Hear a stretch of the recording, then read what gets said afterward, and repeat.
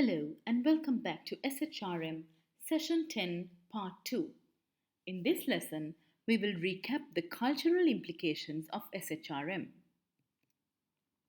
Your learning outcome for this lesson is to recap culture and its impact on SHRM. When we are defining culture, Shine's definition is mostly preferred. He said that culture is a pattern of basic assumptions invented, discovered, or developed by a given group as it learns to cope with its problems of external adaptation and internal integration. Something that has worked well enough to be considered valid and therefore to be taught to new members as the correct way to perceive, think, and feel in relation to those problems.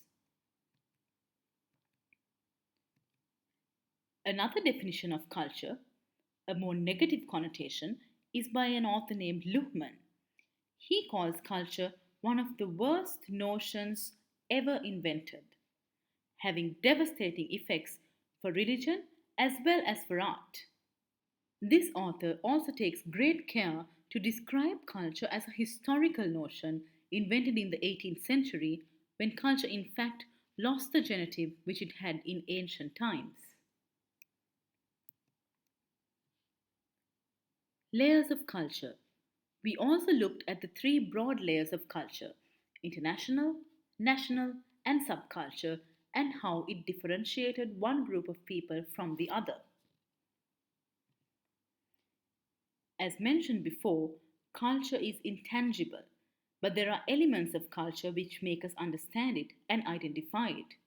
The elements that we discussed includes symbols, language, values, norms, social organization, and beliefs. We then looked at several cross-cultural theories, namely Hofstede's cultural dimensions, Cluckon and Strudbeck's six dimensions, and Hall's cultural framework. Perhaps the most known cultural model in the world, Gert Hofstede's six cultural dimensions are applicable in the study of national culture and its influence on organizational culture.